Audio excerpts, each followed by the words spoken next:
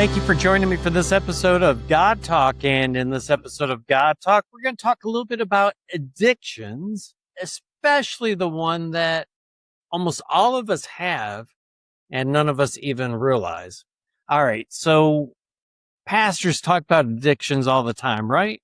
Talk about how bad addictions are. Talk about addictions to drugs, addictions to alcohol, addictions to gambling, addictions to food. There's a lot of different addictions, and in general, addictions are not good. But we all share, or at least most of us, if we're going to be honest, we all share an addiction that maybe we don't recognize is an addiction. And the addiction I want to talk to you about is the addiction of control. That's actually an addiction that we need it, we want it, we desire it, we crave it. And most of us in here do it. Now the question is being controlling a sin? And I think you have to say it just depends. If someone is a controlling individual, I mean, we can say it's not a compliment. Whether it's a sin or not, yeah, to be controlling, I think you can say that's a sin. There's a lot of negative connotations with a controlling person, a controlling personality. It's not healthy. It's not good. So yeah, we can probably call that a sin. When we want to be in control and we won't surrender control to God, that's definitely a sin, right? Like we're supposed to hand it over to God. We're supposed to trust God. We're supposed to let God be in control rather than ourselves. So that would be a sin. Now, if you just have responsibilities at your workplace or in the family and you keep things under control, that's different because that's not toxic. That's not negative. Keeping things under control is a good thing. Controlling other people almost always is not a good thing. I have an aunt that I remember my cousin getting a driver's license, and she just like when she realized it, he couldn't even tell her she was getting it. And I think like he didn't even try it at 16. I think he tried it at 18, but she ended up finding the driver's license and she cut it up. And she was very controlling about lots of things as he was going through that, young adult stage. Helicopter moms, like we've all heard that phrase, helicopter moms. Helicopter moms, they hover over their kids. They'll do this, they'll do that, controlling. Like that's not a good thing. Spouses, sometimes husbands can be very controlling of their wives, who they talk to, how much they spend, what they do. Listen, I've seen just as many times wives can be very controlling of their husbands. Those are all just unhealthy things. We're going to get to it, but those are also addictions. One thing's for certain, like being controlling never works out well. I was trying to think of a biblical example that kind of explains this. And apparently, like maybe King Solomon was a little controlling. Scripture doesn't say it, but what's interesting is when his son takes over the kingdom, his son's name was Rehoboam. As he takes over the kingdom, apparently, like this is from 1 Kings 12, the people came to him and said to Rehoboam, your father put a heavy yoke on us, right? But now lighten our harsh labor and the heavy yoke he's put on us, and we'll serve you. Now, it doesn't say exactly what that heavy yoke is, but it does talk about like the harsh labor. It sounds like he was somewhat controlling. So Rehoboam goes and he talks to some of the people his age, right? Some of his contemporaries to kind of ask, how should I answer this? And he tells them, come back in 3 days and I'll give you the answer.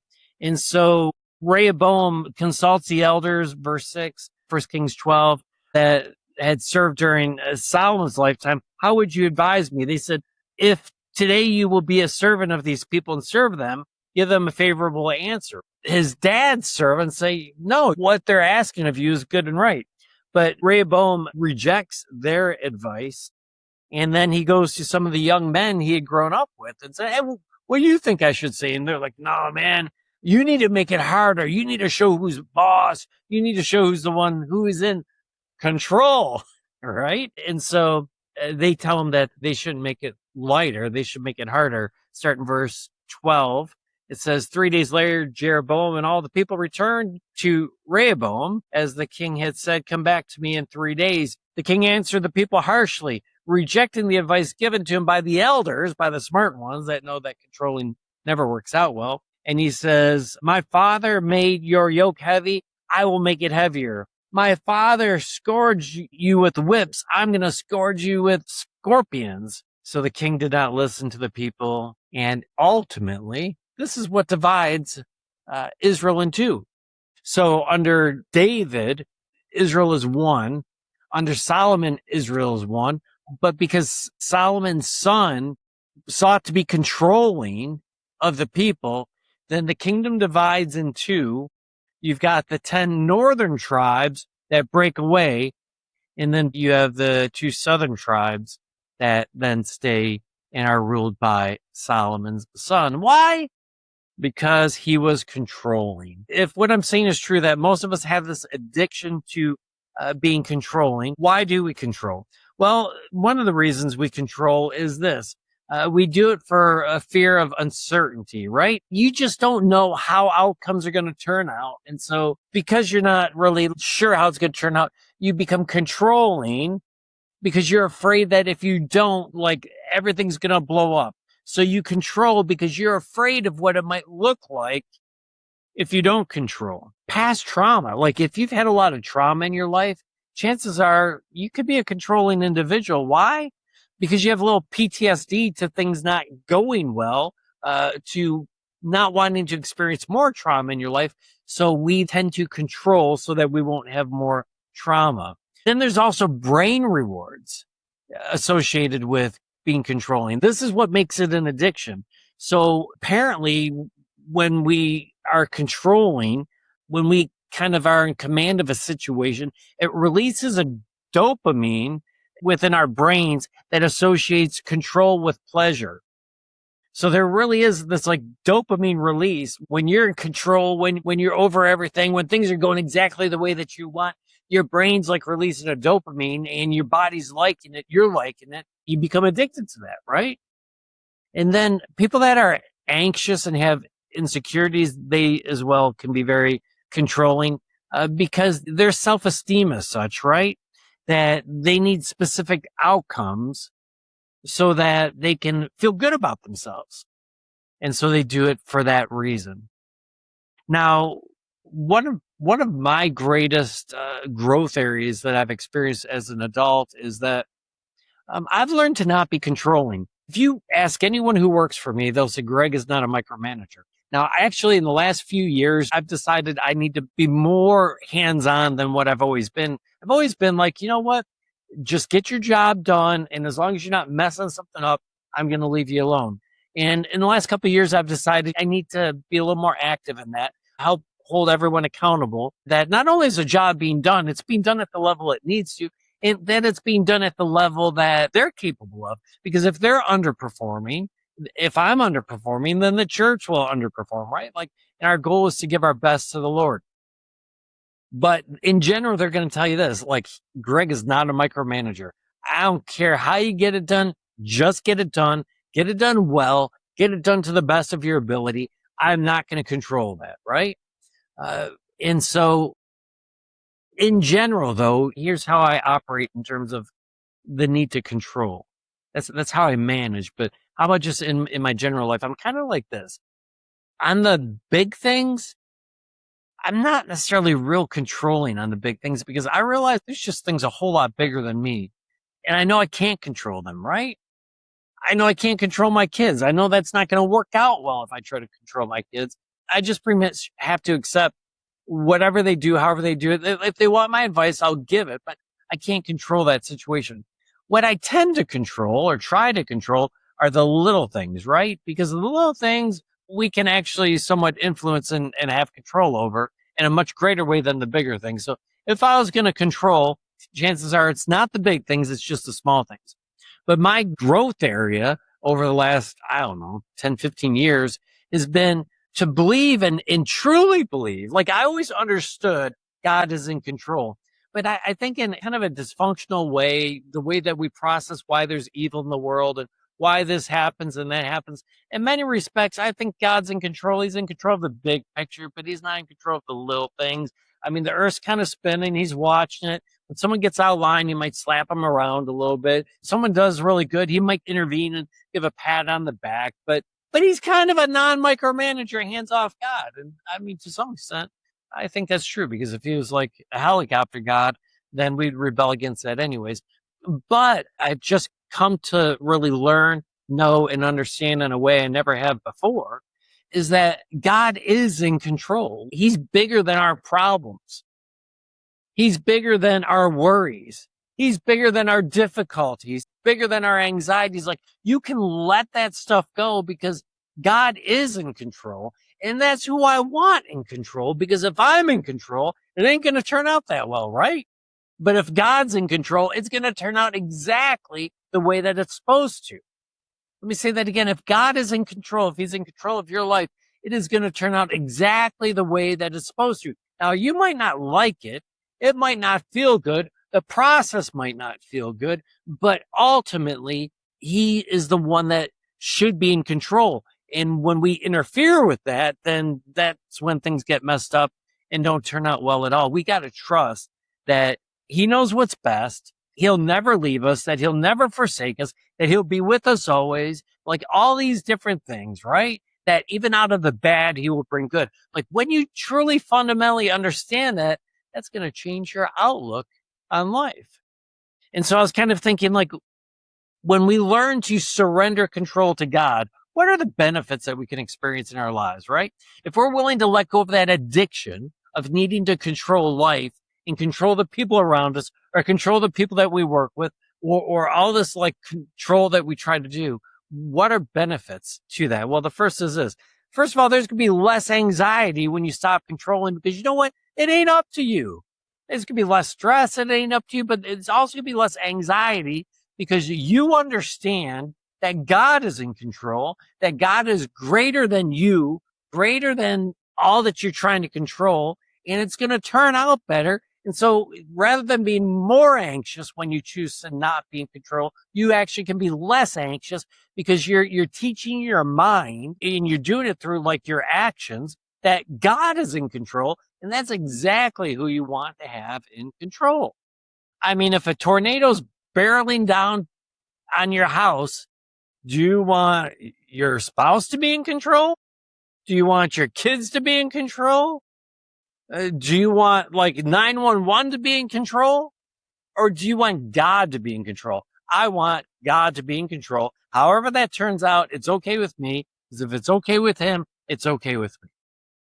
Second thing, we can find a lot more emotional strength in adversity when we realize God is in control. And what I mean by that is, like, maybe you screwed up and you're worried that someone's going to find out. Maybe you messed up something at work and you think a coworker might kind of throw you under the bus or something like that. Like, when we recognize that God's in control, even when we mess up, even when we have something to worry about, we can choose not to worry, because, well, we trust in God. And we know that God forgives us, God will protect us, and that it won't turn out the worst way that it possibly can. Like, I tell people this all the time. I never see anything turn out the best that it possibly can. And I never see anything turn out the worst that it possibly can. I do know this, that like, especially when I'm just trying to be faithful to God and follow God, I don't worry about the consequences. I don't have to try to control those consequences, because I know God's going to be blessing my decisions and my actions and all of those different things. And I know that even when I mess up, like, he knows I'm not like intending to do it. I'm not being intentional about it. And I know he'll protect that as well. So there's a lot more emotional strength when you learn to surrender control to God.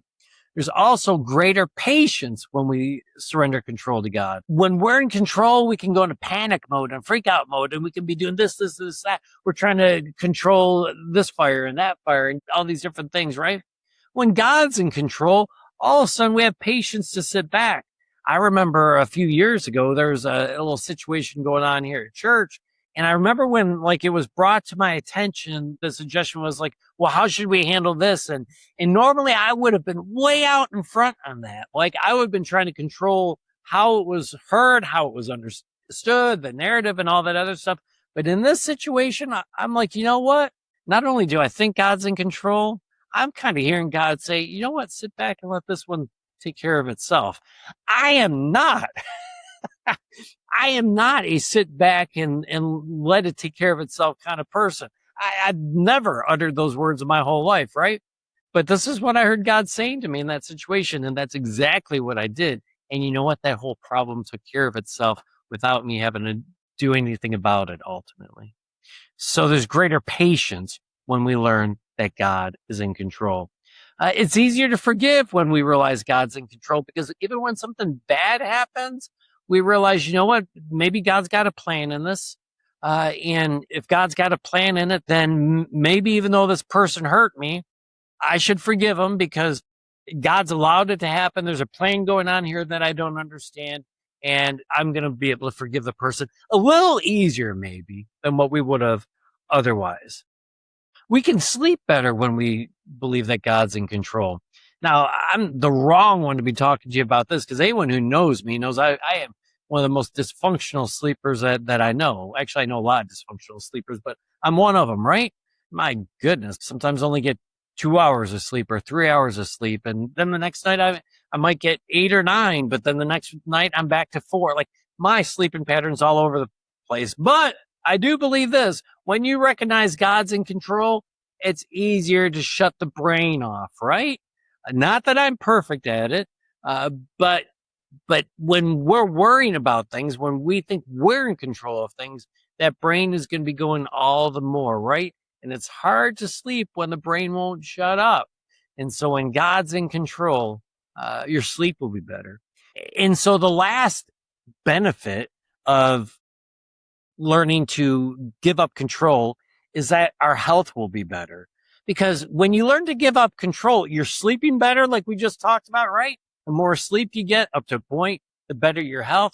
But you have a lot less stress. You have a lot less anxiety. So many people are trying to control all the different things that are going on around them in their lives. They're trying to put out this fire, that fire. People obsess about what might happen. The thing that I always tell people is the difference between fear and worry is when it comes to fear, that like that's something real. That's something you've got to address. But controlling people are also trying to control all the worries. Well, all the worries are just potentials. Like this could happen, that could happen, and all these different things. Well, like once you let go of all that and know that God's in control, like all these things probably won't happen. And if they do happen, He will take care of it. Your blood pressure is going to be better. Your sleep's going to be better. Your stress loads could be better. Your health is going to be better. So I would say this: most people probably suffer with this addiction of control.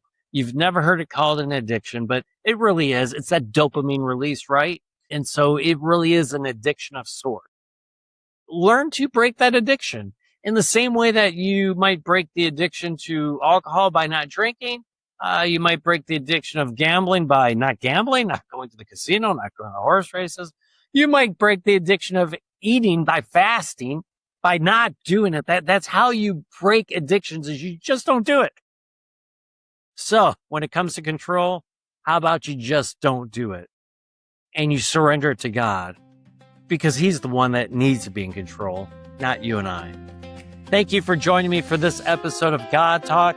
I hope you have a wonderful week, and I look forward to talking to you next time. God bless.